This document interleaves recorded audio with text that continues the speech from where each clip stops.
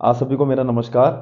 और हमारा जो चैनल है कैफे इंग्लिश, उसमें आपका मैं फिर से स्वागत करता हूं। आज हम लोग एक्टिव पैसिव वॉइस पे जो कुछ बचे हुए केसेस हैं उनके बारे में डिस्कस करेंगे।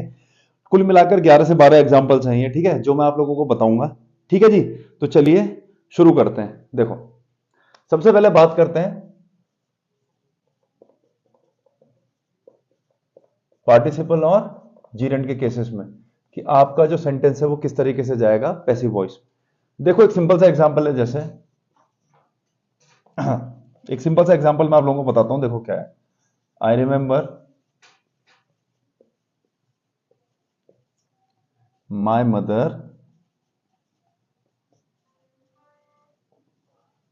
Taking me to the hospital. ठीक है, मान लीजिए इस तरीके से आप पे सवाल आया, I remember my mother taking me to the hospital. ठीक है, जीरन का केस है, जैसे मान लीजिए ये। तो आपको चीज समझनी है कि सेंटेंस को जब हम पैसिव वॉइस में बनाएंगे तो कैसे बनेगा। इस केस में देखो, आई रिमेंबर। अब आपको पता है रिमेंबर एक इंट्रांसिटिव वर्ब है। अब जब क्योंकि ये एक इंट्रांसिटिव वर्ब है, क्लियर है, तो मैं इसको पैसिव वॉइस में तो चेंज कर नहीं सकता। ठीक है ना, इसको मैं पैसिव वॉइस में तो चेंज करूंगा नहीं। तो इतना जो पोर्शन है वो हमारा सेम रह जाएगा। तो I remember my mother taking मी, क्योंकि मदर ने यहाँ पे क्या एग्जाम्पल वो क्या करा था, मदर ने यहाँ पे क्या एक्शन करा था, मुझे हॉस्पिटल ले जाने का। तो देखो यहाँ पे जो वर्ब हो गई हमारे यहाँ क्या है, टेकिंग। क्लियर है। अब इसके साथ किसी प्रकार की हेल्पिंग वर्ब वगैरह तो लगी नहीं है। पर हमने जनरली देखा है कि कॉन्टिन्यूअस को जब पैसिव वॉइस में बदलते हैं तो हम बीइंग के साथ वर्ब की थर्ड फॉर्म का इस्तेमाल कर लेते हैं। तो आप सीधा सीधा लिखो, आई रिमेंबर बीइंग टेकन। ठीक है, बीइंग टेकन, बीइंग के साथ वर्ब की थर्ड फॉर्म आ गई, और कहां, to the hospital by my mother.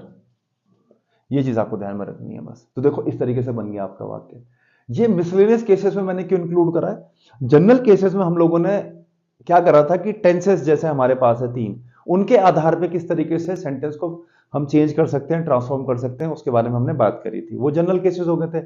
Miscellaneous cases में हमने इंपेरेटिव स्टेटमेंट जिसमें कमांड, ऑर्डर या एडवाइस हो, ऐसे एग्जांपल्स देखे थे हमने। क्लियर है। ठीक है ना, टू बी के साथ वर्ब की इन्फिनेटिव वाली फॉर्म हम कैसे अप्लाई करते हैं पैसिव वॉइस में। ठीक है, कैसे सेंटेंस को हम चेंज करते हैं, वो सारी चीजें हम लोगों ने देखी थी। अब देखिए यहाँ पे मैं दोबारा से बोल रहा हूं, I remember my mother taking me to the hospital, ये वाक्य लिखा।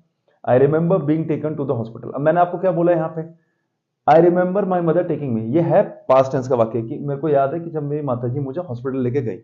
अब यहाँ पे क्या है, ये नॉन फाइनाइट वर्ब से बोलेंगे क्योंकि टेंस एक्चुअली क्लियर नहीं हो पा रहा है। कब क्लियर होता हो, जब हम यहाँ पे हेल्पिंग वर्ब लगा देते। तो हेल्पिंग वर्ब तो यहाँ लगा ही नहीं। पर मैंने आपको एक चीज बताई थी, जैसे वर्ब की आईएनजी फॉर्म है, जब इसको हम पैसिव वॉइस में बदलते तो इसके साथ बीइंग लगा लेते हैं। तो I remember being taken to the hospital by my mother. ये चीज आपको ध्यान में रखनी है। ठीक है, एक एग्जांपल और देखते हैं। ठीक है, बुक वगैरह से मैंने एग्जांपल पिक करे हैं। क्लियर है जी। तो देखो, I found his friends laughing at him, मान लीजिए वाक्य आई फाउंड। अब देखो यहाँ पे ये फाउंड, हमें ये देखना है कि क्या ये हमारा ट्रांसिटिव वर्ब है। यहाँ पे ट्रांसिटिव वर्ब का मतलब क्या होगा कि जैसे मैं बोलूं फाउंड, तो फाइंड का सेकंड फॉर्म है फाउंड। फाउंड का मतलब होता है कुछ मिलना। या तो मैं क्या करता, ये क्या हिज फ्रेंड्स, इसका डायरेक्ट ऑब्जेक्ट है, आई फाउंड हिज फ्रेंड्स। अगर मैं लिखता आई फाउंड हिज फ्रेंड्स, तो ये तो क्या मतलब हुआ कि जैसे मान लो कोई मेरा दोस्त मेरे पास आया और उसने मुझसे कहा कि मेरे कुछ दोस्त हैं, वो ऐसे ऐसे करके यहाँ पे ट्रैक करने गए थे फॉरेस्ट में और जंगल में, और तुझे तो थोड़ा सा आइडिया है, पर काफी देर हो गई, वो लौट के नहीं आए, वो खो गए। तब मैं अगर सेंटेंस को इतना रोकता तो सही था ये आई फाउंड हिज फ्रेंड्स। ठीक है ना, कि हाँ मैं मतलब उसके दोस्तों, मतलब मैंने उसके दोस्तों को ढूंढ लिया था। तब तो इस फाउंड का ये हिज फ्रेंड्स डायरेक्ट ऑब्जेक्ट हो जाते हैं। बट आपको चीज समझनी है, यहाँ पे ये फाउंड जो है उसका ये हिज फ्रेंड्स डायरेक्ट ऑब्जेक्ट नहीं है। उसने कुछ पाया, ये यहाँ, और दूसरी बात एक चीज और भी है, फाउंड का जरूरी नहीं है यहाँ पे ये सेंस है कि उसको कुछ मिला या उसने कुछ ढूंढा, नहीं। उसने क्या नोटिस, यहाँ पे नोटिस की बात कर रहा है, क्या नोटिस करा उसने, उसके दोस्त हंसते हुए इस पे। ये कोई भी हो सकता है, एट हिम का मतलब हो सकता है ये हिज फ्रेंड्स, ये जो ही है यहाँ पे जिसके ये दोस्त हैं, क्या पता उसके दोस्त उसी पे हंस रहे थे, ये किसी और अन्य थर्ड पर्सन पे। क्लियर है, तो ये चीज आपको समझनी है। ठीक है ना, जैसे मैं बोलता आई फाउंड अ रिंग, तो ठीक है ना, ठीक है, आई फाउंड अ रिंग, तो a ring was found by me. इस तरीके से मैं अपना वाक्य बनाता पैसिव वॉइस। पर यहाँ पे क्या है, जो फोकस है वो हिज फ्रेंड्स में नहीं है, इस एक्टिविटी में, कि मैंने क्या देखा, मैंने क्या नोटिस करा, मैंने नोटिस करा उसके दोस्तों को उस पर हंसते हुए। क्लियर है, ये चीज आपको ध्यान में रखनी है। तो यहां पे ये एज इट इज रह जाएगा सेंटेंस, पहला तो शुरुआत ऐसी रहने वाली है, ठीक है, आई फाउंड, ठीक है। अब दूसरी बात देखो, आई फाउंड हिम। अब अगर मैं यहां लिख दूं सीधा I found being laughed eight, तो बीइंग लाफ्ड एट मैं इसलिए नहीं लिख रहा हूं यहां पे क्योंकि मुझ पे नहीं हंसा जा रहा था। देखो पहले वाले एग्जांपल में माताजी मुझे लेके गई हॉस्पिटल, क्लियर है, तो वहां पे अब यहां पे आपको ये समझ नहीं है इसलिए मैंने वहां क्या लिखा, ठीक है ना, इसलिए मैंने उस तरीके से वाक्य को वहां पे बनाया था, ठीक है ना। I remember being taken to the hospital by my mother. अब यहां पे जो सब्जेक्ट है वो मैं नहीं हूं, तो मेरे को क्या करना पड़ेगा यहां पे, आई फाउंड हिम। अब देखो आई फाउंड हिम, अगर मैं वाक्य को इतना ही रोक दूं तो ये तो गलत हो जाएगा। आई फाउंड हिम का मतलब मैंने उसे ढूंढा, जबकि मुझे क्या बताना है कि I found him being laughed eight by his friends. आपको ये चीज समझनी है इसमें कि आई फाउंड हिम में ये हिम यहां पे डायरेक्ट ऑब्जेक्ट नहीं है। आई फाउंड हिम, ठीक है, नॉर्मल स्ट्रक्चर चलेगा, यहां पे हिम इसलिए मेंशन करना पड़ेगा क्योंकि यहां पे थर्ड पर्सन के बारे में बात कर रहे हैं। तो आई फाउंड, अब मैं आई फाउंड मी नहीं बोल सकता, I found me being taken to, नहीं, वहां पे गलत क्यों हो जाएगा, क्योंकि माताजी ने जो एक्शन किया था हॉस्पिटल ले जाने का वो मुझ पे ही किया था। यहां पे मैं बता रहा हूं आपको थर्ड पर्सन से रिलेटेड चीज, तो यहां पे स्ट्रक्चर इस तरीके से जाएगा, I found him being laughed eight by his friends. तो लाफिंग का क्या हो जाएगा, being laughed eight by his friends. ये चीज आपको ध्यान में रखनी है। दूसरी चीज, इससे एक चीज वैसे तो मैं आगे डिस्कस करने वाला हूं एग्जांपल में, ये आपको चीज समझनी है कि जो भी अप्रोप्रिएट प्रीपोजिशंस लगाने होते हैं पैसिव वॉइस में वो आपको सारे लगाने पड़ेंगे। क्लियर है, जैसे यहां देखा लाफ एट समबडी, तो लाफ्ड एट, ठीक है, ये लगेगा। दूसरी बात, एक्शन किसके द्वारा किया जा रहा है, दोस्तों के द्वारा, तो बाय हिज फ्रेंड्स, एक्शन करने वाले जो हैं, तो ठीक है, तो I found him being laughed eight by his friends. तो इस तरीके से पार्टिसिपल और जेरेंड में हमने क्या करना है, बीइंग के साथ वर्ब की थर्ड फॉर्म हम लगा लेते हैं, ठीक है जी। चलिए आगे बढ़ते हैं इसी बात पे।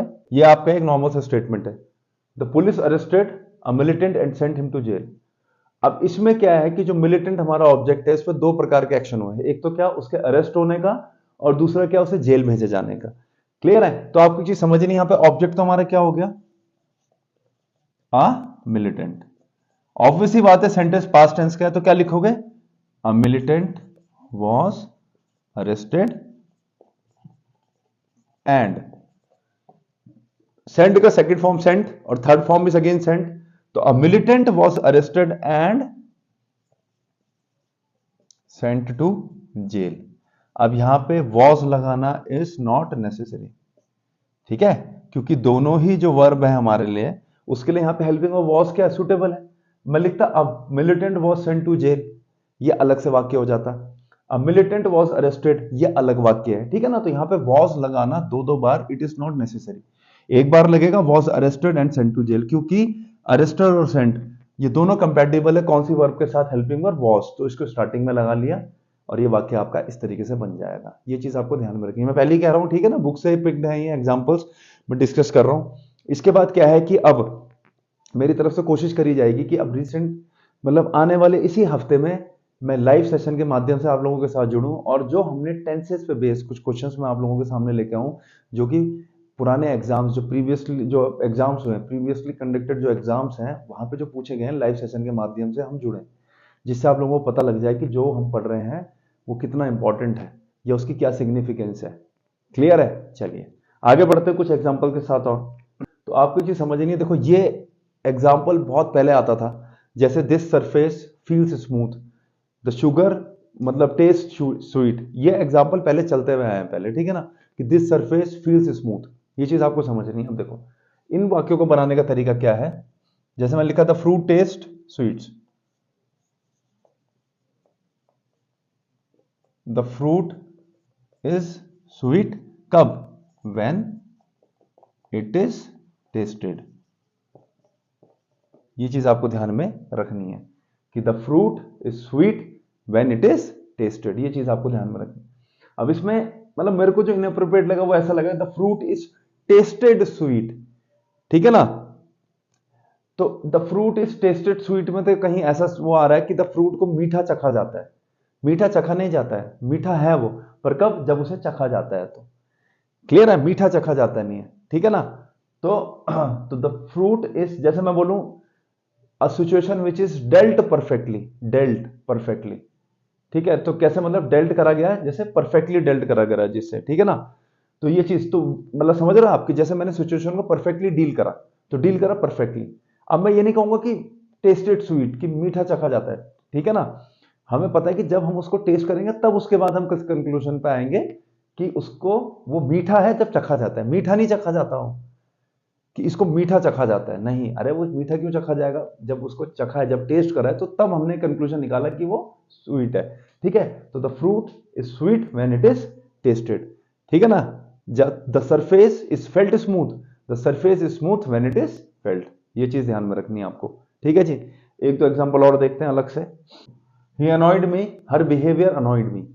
अब दो चीजें हैं यहाँ पे प्रेपोजिशन में, वैसे चलो मैं बता देता हूं, वैसे प्रेपोजिशन में अनॉय के साथ जब किसी व्यक्ति के साथ, जैसे हम मतलब सेटिस्फाई या डिससेटिस्फाइड की बात कर रहे हो कि डिससेटिस्फाइड है या सेटिस्फाइड है किसी व्यक्ति के साथ, तो विद का प्रयोग करते हैं। आदमी से, व्यक्ति से जुड़ी हुई किसी चीज के बारे में अगर अपना डिससेटिस्फैक्शन या सेटिस्फैक्शन शो करें, तो वहां पे हम लोग लगाते हैं एट, क्लियर है, ठीक है। ही अनॉयड मी, तो आई वॉज अनॉयड। अब आपको चीज समझनी है कि बाय लगाएं या क्या लगाएं। देखो मैंने आपको एक चीज बोली थी, जिन वर्ब्स में फिजिकल एक्शन इन्वॉल्व है वहां पे हम लोग किसका प्रयोग करते हैं, बाय का। जिन वर्ब्स में फिजिकल एक्शन इन्वॉल्व नहीं है वहां पे हम लोग क्या करते हैं, विद का प्रयोग, मतलब जो भी सुटेबल प्रपोजिशन होता है उसका प्रयोग हम कर लेते हैं। तो यहां पे आ जाएगा आई वॉज अनॉयड विद हिम, ये चीज आपको ध्यान में रखनी है, ठीक है जी। अगला देखो, her behaviour annoyed me, I was annoyed. अब है क्या, एक तो है कि व्यक्ति से चिढ़ना, एक होता है कि व्यक्ति से एसोसिएटेड जुड़ी हुई किसी चीज से चिढ़ना, वो यहां पे क्या है, उसका बिहेवियर। तो I was annoyed at her behaviour. लो, तो जो भी सुटेबल, ये प्रैक्टिस करते रहोगे, बहुत आसान टॉपिक है, आराम से नंबर कवर हो जाएंगे इसमें। तो क्या है कि जिस चीज से जुड़े हुए, मतलब व्यक्ति से जुड़ी हुई किसी चीज से अगर आप अनॉयड हो, सेटिस्फाइड हो, सरप्राइज हो, तो एट लगाओ, क्लियर है, ये चीज आपको ध्यान में रखनी है, ठीक है जी। ठीक है, वैसे तो प्रेपोजिशन जब मैं आगे पढ़ाऊंगा, अभी लंबा टाइम है उसमें, तो अभी तो हमने शुरू करा, वी हैव जस्ट बिगन, जिसमें थोड़ा सा एक रीजनेबल गैप भी आ गया वीडियोस में अभी, ठीक है ना। तो चलो उसको कवर करेंगे अब। तो हर बिहेवियर अनॉयड में क्या हो जाएगा, आई was annoyed at her behaviour, ठीक है। ये चीज आपको ध्यान में रखनी है कि हर जगह बाय नहीं लगाना है। जो वर्ब्स जैसे इमोशंस या फीलिंग्स को रिप्रेजेंट करेंगे, तो जो भी सुटेबल प्रेपोजिशन के साथ लगता है हम उसको सब्स्टिट्यूट करेंगे। चलो जी आगे बढ़ते हैं इसी बात पे। ये सवाल है, एग्जाम में आया, सिंपल सा सवाल है, she vexed me, she vexed me, ठीक है। वेक्स का मतलब होता है इरिटेट या annoyed, she irritated me, annoyed. जब इरिटेट और अनॉयड की बात करें तो उसका सुटेबल प्रपोजिशन लगते हैं जो भी है। अब यहां पे शी वेक्स्ड मी अगर मैं बोलूं, क्लियर है, तो देखो बाकी सारी चीजें तो आप कर लोगे क्योंकि पास्ट टेंस का है, तो आई वॉज वेक्स्ड, इतना तो सही है, ये भी ठीक है ना। अब आपको चीज समझनी है, शी वेक्स्ड मी, उसने मुझे इरिटेट करा, ठीक है। तो आई वॉज वेक्स्ड, वेक्स के साथ जो प्रेपोजिशन लगता है वो कौन सा लगता है, एट। तो I was vexed at her, ये चीज आपको समझनी है, क्लियर है। हाँ, फिजिकल एक्शन जहां पे जिन वर्ब्स में है, ठीक है ना, जैसे, ठीक है ना, जैसे मैं बोलूं शी टॉट मी, तो आई वॉज टॉट बाय, ना फिजिकल एक्शन इन्वॉल्व है, ठीक है ना। ये चीज आपको ध्यान में रखनी है, ठीक है ना। पर यहां पे क्या है, जहां पे जैसे इमोशंस या फीलिंग्स वाली वर्ब है उनके साथ कुछ सुटेबल प्रपोजिशन लगते हैं, वो थोड़ा सा आपको ध्यान रखने पड़ेंगे, ठीक है। चलिए आगे बढ़ते हैं, एक आधा एग्जांपल और देखते हैं। The police is inquiring into the matter, ठीक है। The police is inquiring into the matter. तो आपको चीज समझनी है, देखो इसमें सारी चीजें बहुत सिंपल है। इज इंक्वायरिंग, तो हमने पहले देखा प्रेजेंट कॉन्टिन्यूअस का वाक्य है, द मैटर इज बीइंग, पहली चीज तो क्लियर हो गई। बीइंग के साथ वर्ब की थर्ड फॉर्म आती है, इज बीइंग इंक्वायर्ड। अब देखो पुलिस जो है, इंक्वायर इनटू का मतलब क्या है, इन्वेस्टिगेशन कंडक्ट करना, क्लियर है। इंक्वायर इनटू समथिंग मतलब जब आप किसी मैटर के बारे में बात करोगे तो इंक्वायर इनटू लगाते हैं हम उसके साथ, ऑटोमेटिकली लगता है the police is inquiring into, या तो the police is investigating the case, या the police is inquiring into the case, या इनटू द मैटर। तो इंक्वायर इनटू का मतलब है इन्वेस्टिगेशन, उसके साथ साथ लगता ही है ये, तो इसका मतलब ये हुआ कि यहां पे ये तो लगेगा ही। दूसरी बात क्या है यहां पे, अब जो एक्शन है वो किसके द्वारा करा जा रहा है, पुलिस, ट्रांसिटिव वर्ब भी है, क्लियर है, ठीक है। तो पुलिस यहां पे क्या एक्शन कंडक्टिंग अथॉरिटी है यहां पे, तो मैंने क्या बोल रहा था कि जब एक्शन किसी के द्वारा किया जाता है तो वहां पे बाय का इस्तेमाल भी हम करते हैं। तो इंक्वायर इनटू, ये फ्रेजल वर्ब बोल लो इसे, इंक्वायर इनटू मतलब इन्वेस्टिगेशन, टू इन्वेस्टिगेट समथिंग। तो इंक्वायर इनटू यहां पे फ्रेजल वर्ब हो गया, और इंक्वायरी करना it involves some physical action, तो क्या लग जाएगा, बाय द पुलिस। तो अब कंफ्यूज मत होना, इंक्वायर इनटू मतलब, अब जैसे मैंने बोला कि राम, ठीक है ना, मतलब हर ग्रैंड, मतलब मैं ये बोलूं कि his grand parents looked after Ram, ठीक है। तो आपको चीज समझ रही है, लुक आफ्टर का मतलब होता है देखभाल करना। तो लुक, अब ये मत सोचना कि लुक के साथ आफ्टर लग गया है जैसे, तो वहीं पे वाक्य बन जाएगा। चलो इसको मैं बता देता हूं अभी, ठीक है। देखो, तो the matter is being inquired into by the police. अब देखो,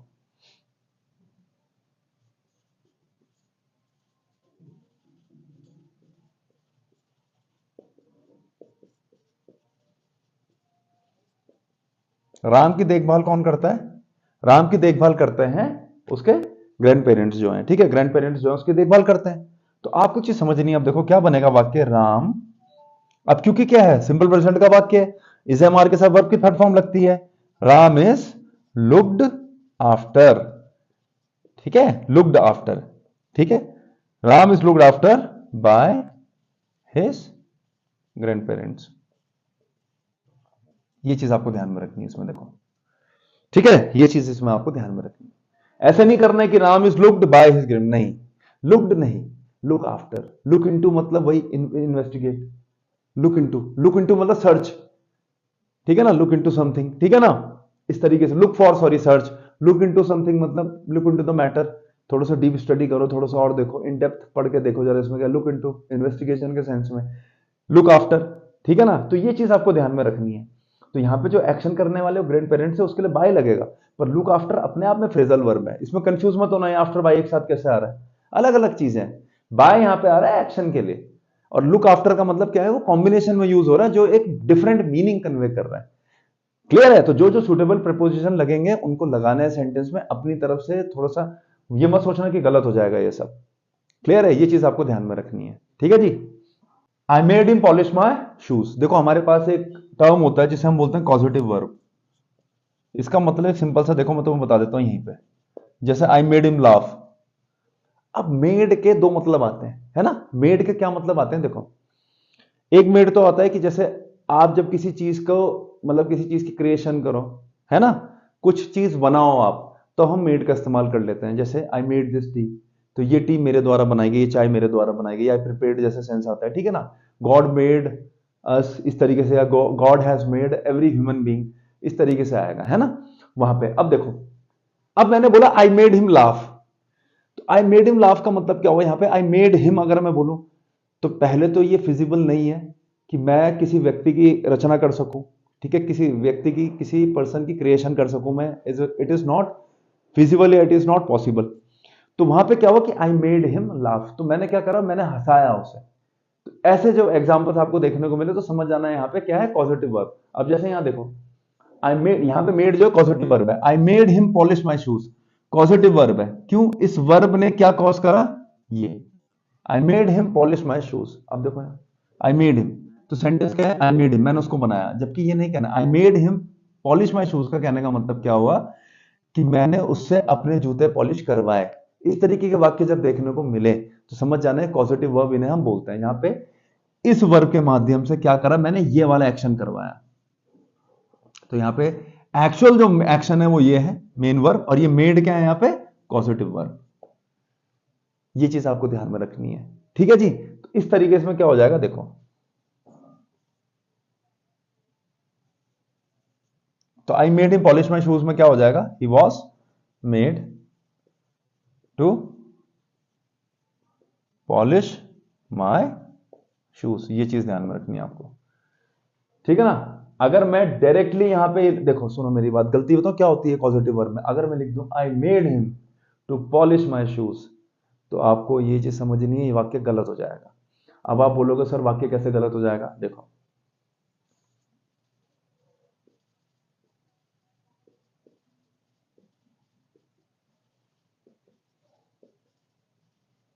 देखो, आप समझो मेरी बात, आई मेड, देखो दोनों एग्जाम्पल को कंपेयर करोगे आराम से समझ में आ जाएगा।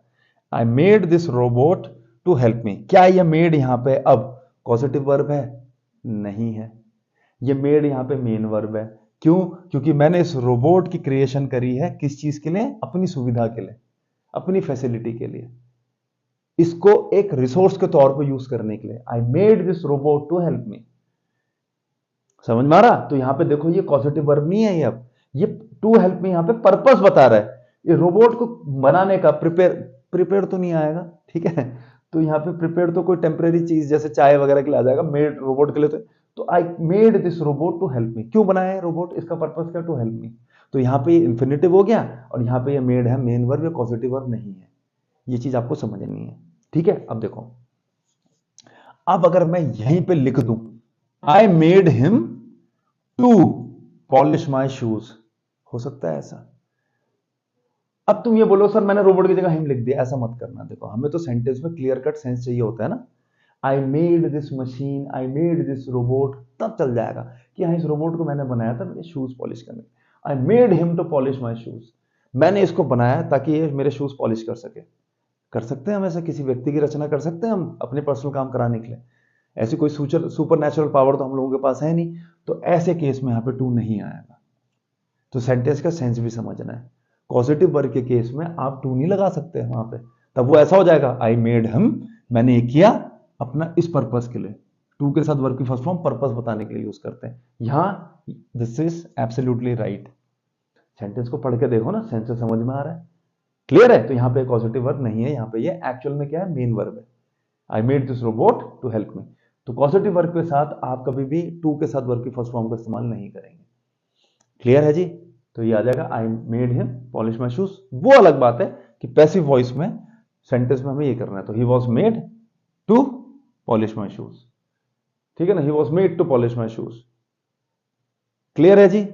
तो चलिए स्टूडेंट्स, इसी के साथ हम लोग एक्टिव पैसिव का जो सेशन है फाइनली अपना समाप्त करते हैं। इसके बाद अब मैं आपको थोड़ा सा नरेशन के बारे में बताऊंगा। हमारे जो आगे के लेक्चर्स, आगामी जो लेक्चर्स होंगे वो नरेशन पे चलेंगे। फिर we will move towards models, फिर थोड़ा मॉडल्स का डिस्कशन करेंगे। तब तक आप हमसे जुड़े रहिए। अब जो वीडियोस है आपको रेगुलर बेसिस में मिलती रहेंगी, ठीक है। और कोशिश करेंगे कि इस हफ्ते एक लाइव सेशन जरूर हो जाए आपके साथ, ठीक है जी। तो चलिए, धन्यवाद।